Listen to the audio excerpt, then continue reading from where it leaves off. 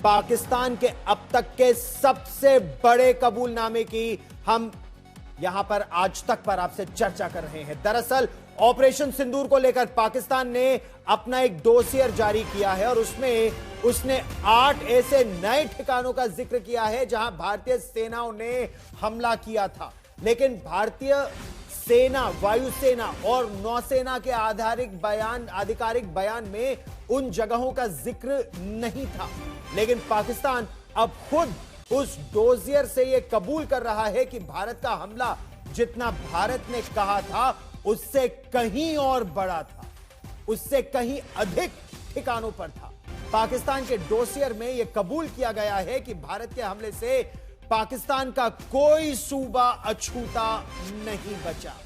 आपको एक एक कर हम वो इलाके दिखाते हैं जहां पाकिस्तान खुद मान रहा है कि भारत ने ऑपरेशन सिंदूर के दौरान बड़ा हमला किया। हम सबसे पहले बात करेंगे पाकिस्तान के पंजाब सूबे की, तो रावलपिंडी, लाहौर, मियांवाली, सरगोधा और डींगा में जहां मिसाइल का मलबा मिला वहां भी भारत ने हमला किया। अब पंजाब से हम बात करते हैं सिंध सूबे की। पाकिस्तान ने कबूला कि भारत ने कराची पर किया वार, पाकिस्तान में पड़ने वाले हैदराबाद पर भी हमला किया। अब आपको लिए चलते हैं बलूचिस्तान सूबे, जिस पर पाकिस्तान का 1947-48 से गैर कानूनी कब्जा है। उसी बलूचिस्तान को लेकर पाकिस्तान ने कबूला कि भारत का हमला क्वेटा पर, तुर्बत पर, यहां तक कि ग्वादर के इलाके में भी हुआ। अब आपको हम लिए चलते हैं पाकिस्तान के खैबर पख्तूनख्वा इलाके में, जिसको वो अपना खैबर पख्तूनख्वा KPK का इलाका, नॉर्थ वेस्ट फ्रंटियर प्रोविंस जिसे कहता है, वहां पाकिस्तान ने माना कि पेशावर और डेरा इस्माइल खान में हमला हुआ, ड्रोन वहां भी गिरे। उधर अब हम आपको बताते हैं उस इलाके को जिसको पाकिस्तान अपना नॉर्दर्न एरियाज यानी पाक अधिकृत जम्मू और कश्मीर का गिलगिट बाल्टिस्तान का इलाका, तो पाकिस्तान ने औपचारिक तौर पर मान लिया कि स्कर्दू पर भी हमला हुआ। यह बात हालांकि भारत ने भी कही थी कि स्कर्दू एयरबेस पर भी भारत की मिसाइलें गिरी थी।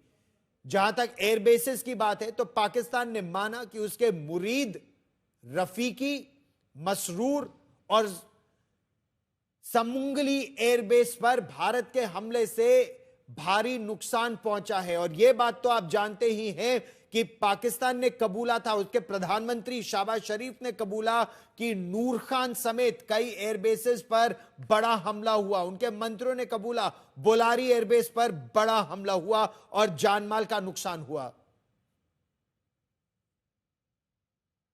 और ताजा जानकारी के साथ शिवानी शर्मा मेरी सहयोगी हमारे साथ जुड़ रही हैं। शिवानी, यह बात समझ नहीं आई, भारत ने तो 20 एक इलाकों का जिक्र किया था, 9 आतंक के गढ़ पर हमला हुआ था और उसके अलावा 13 एयरबेसेस और रेडार स्टेशन, लेकिन खैबर पख्तूनख्वा से लेकर बलूचिस्तान और कराची के आसपास के इलाकों में इसकी चर्चा पाकिस्तान ने की है, भारत ने नहीं की।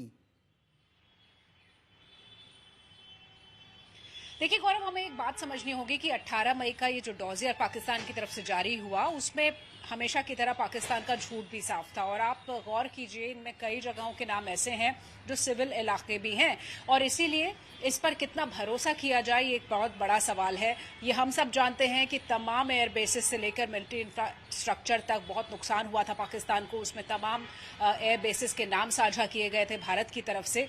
लेकिन ये जो डोजियर है, इसमें तमाम ऐसी जगहें हैं जहां आप देखिएगा कि पाकिस्तान के अंदर वो जगहें भी हैं जो कि पूरी तरह से मिलिट्री बेसिस नहीं है, सिविल इलाके भी हैं। लेकिन ये जो नुकसान की बात है, जिसके लिए बहुत ज़्यादा जश्न मना रहा था पाकिस्तान अपने ऑपरेशन के लिए, उसने फील्ड मार्शल का तमगा भी दे दिया चीफ ऑफ आर्मी स्टाफ को।